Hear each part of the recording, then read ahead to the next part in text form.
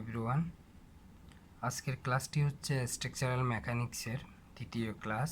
আর আজকে যে ক্লাসটি করব তা হচ্ছে স্ট্রেস এবং স্ট্রেনের ম্যাথ নিয়ে আলোচনা করব।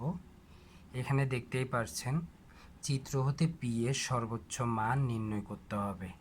এইরকম একটা ফিগার দেওয়া থাকবে আপনাদের কোয়েশানে, সেটা আপনাদের ডিপ্লোমা ক্লাসে বলেন কিংবা গভর্নমেন্ট পরীক্ষায় বলেন, এরকম একটা ফিগার দেওয়া থাকবে। এখানে বলা হবে চিত্র হতে পি এর সর্বোচ্চ মান নির্ণয় করতে, যেখানে স্টিলের ভ্যালু থাকবে 140 এমপিএ, অ্যালুমিনিয়ামের থাকবে 190 এমপিএ এবং ব্রোঞ্জের থাকবে 100 এমপিএ। এর বেশি স্ট্রেস নিতে পারবে না। এই তিনটা ভ্যালু অবশ্যই দেওয়া থাকবে এবং এর থেকে বেশি স্ট্রেস নিতে পারবে না। তাহলে আমাদের বের করতে হবে চিত্র হতে পি এর সর্বোচ্চ মান নির্ণয় বের করতে হবে। তাহলে আপনারা এখানে দেখতেই পাচ্ছেন, তা হচ্ছে এখানে দেখেন প্রথমে ব্রোঞ্জ দেওয়া আছে। তাহলে আমরা ব্রোঞ্জের ফিগারটা আঁকি। মনে করেন এটা হচ্ছে ব্রোঞ্জের ফিগার, এটা আমরা বিআর দিয়ে ইন্ডিকেট করলাম। এখানে দেখেন ব্রোঞ্জের ভিতর দিকে চাপ সৃষ্টি করতেছে কত পি, 2p।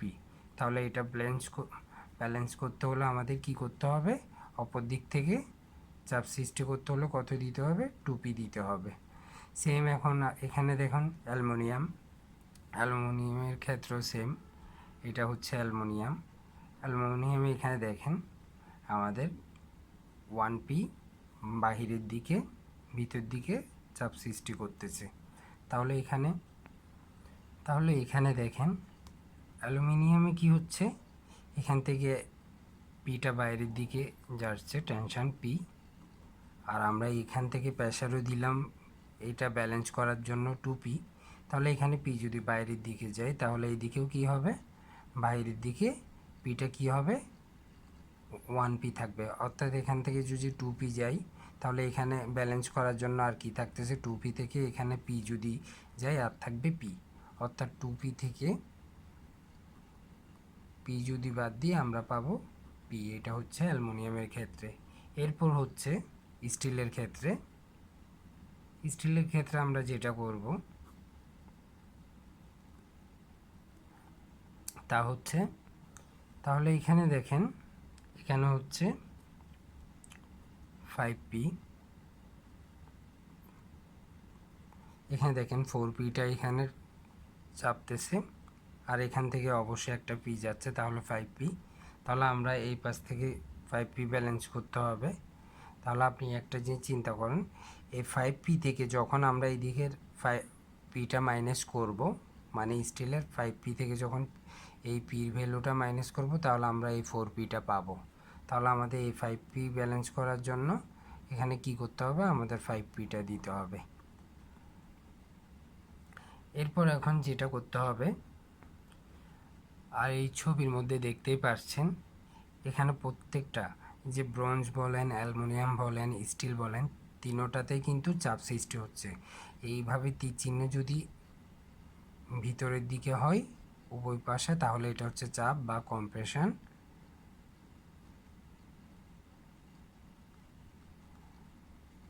সেম এখানেও এটা ভিতরের দিকে হচ্ছে, তার মানে এটাও কম্প্রেশন, আর এটা হচ্ছে সেম কম্প্রেশন। তাহলে তিনোটা পদার্থই হচ্ছে চাপ সৃষ্টি করতেছে, তাই এগুলো কম্প্রেশন। এখন আমরা যেটা করব, এখন আমরা জানি উই নো স্ট্রেস সমান প্রেসার বাই এরিয়া। তাহলে আমরা স্ট্রেসের ভ্যালুটা হচ্ছে কি, এটা এসটি হবে। এসটি বলতে আমরা স্টিলের জন্য বের করতেছি। তাহলে স্টিলের ভ্যালু দেওয়া আছে এখানে কত, 140। তাহলে এখানে 140 ইকুয়াল টু পি এর ভ্যালু আমরা এখানে স্টিলের জন্য কত পেলাম, 5p। তাহলে এখানে 5p দিব পি এর মধ্যে, আর এরিয়া হচ্ছে 500 মিলিমিটার স্কোয়ার। একটা জিনিস মাথায় রাখবেন, তা হচ্ছে 1 MPa সমান, এমপি হচ্ছে মেগা প্যাসকেল, 10⁶ এটা। তারপর হচ্ছে 1 MPa সমান 10⁶ নিউটন পার মিটার স্কোয়ার। এভাবে করে বের করতে হবে। এবার এখানে যদি দেখেন আমরা পি এর ভ্যালুটা পাবো, আপনারা অবশ্যই ক্যালকুলেটর ইউজ করে বাসায় প্র্যাকটিস করবেন। 14,000 নিউটন। এটা আমরা এইভাবে সূত্র থেকে ভ্যালুটা বের করলাম, মিলিমিটার স্কয়ারে নিয়ে গেলাম। এরপর যেটা আমরা বের করব তা হচ্ছে, এবার অ্যালুমিনিয়ামের জন্য বের করব, এটা হচ্ছে স্টিল, এটা হচ্ছে অ্যালুমিনিয়াম।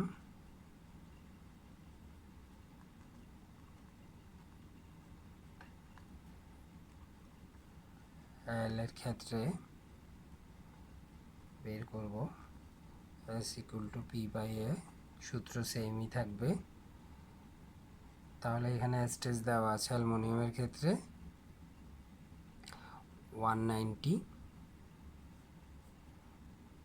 তাহলে 190 = পি এর ক্ষেত্রে এখানে কি বসাবো, পি এর ক্ষেত্রে এখানে দেখেন অ্যালুমিনিয়ামের ক্ষেত্রে আমরা এখানে পি পেলাম, তাহলে পি এর ক্ষেত্রে পি বসালাম। আর এখানে এরিয়া হচ্ছে 400 মিলিমিটার স্কয়ার। তাহলে এটা ক্যালকুলেশন করার পর আমরা যেটা পাবো পি এর ভ্যালু, সেটা হচ্ছে 36,000। আপনারা অবশ্যই ক্যালকুলেটর ইউজ করবেন। অ্যান্ড লাস্ট ওয়ান যেটা হচ্ছে ব্রোঞ্জ,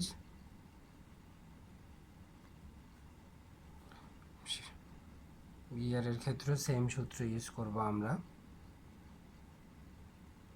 S = P/A।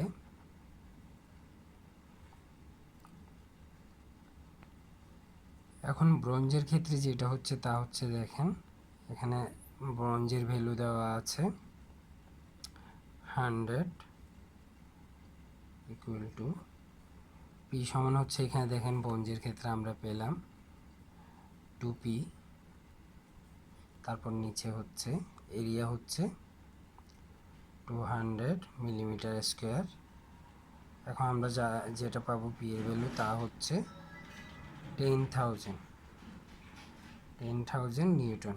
এবার এখানে একটা জিনিস লক্ষ্য করুন, তা হচ্ছে এখানে পি এর ভ্যালু হচ্ছে, যেটা স্টিলের ক্ষেত্রে সেটা হচ্ছে 14,000, যেটা অ্যালুমিনিয়ামের ক্ষেত্রে সেটা হচ্ছে 36,000, আর যেটা হচ্ছে ব্রোঞ্জের ক্ষেত্রে সেটা হচ্ছে 10,000।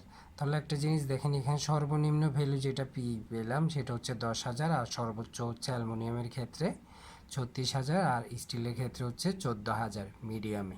কিন্তু এই দুইটা ভ্যালু যেহেতু ব্রোঞ্জের তুলনায় বেশি, তাহলে ব্রোঞ্জ এই দুইটা ভ্যালুর লোড নিতে পারবে না, ব্রোঞ্জটা ভেঙে যাবে।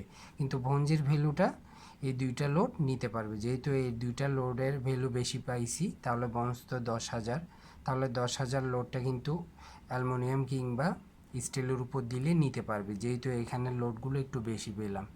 তাহলে আমাদের পি এর সর্বোচ্চ ভ্যালু কত ধরতে হবে। সুতরাং যেটা উত্তর চাইলো প্রশ্ন থেকে, তা হচ্ছে পি এর সর্বোচ্চ মান কত নিব আমরা, তা হচ্ছে 10,000। যেহেতু ব্রোঞ্জের ভ্যালুটা হচ্ছে সর্বোচ্চ কম, আর এই ভ্যালুটাই প্রত্যেকটা পদার্থ নিতে পারবে, বহন করতে পারবে, তাই এটার ভ্যালু হচ্ছে 10,000। আনসার হবে পি এর মানটা হবে 10,000। এই হচ্ছে আজকের ক্লাস। আশা করছি আপনারা সবাই বুঝতে পারবেন। পরবর্তী ক্লাস দেখার জন্য অবশ্যই অনুরোধ রইল। আর অবশ্যই আমার ফেসবুক আইডি ইঞ্জিনিয়ার আমির খসরু, আর কিংবা আমার ইউটিউব চ্যানেল অবশ্যই সাবস্ক্রাইব করবেন, যাতে পরবর্তী ক্লাস অবশ্যই পেতে পারেন। অবশ্যই বেল আইকন চেপে রাখবেন।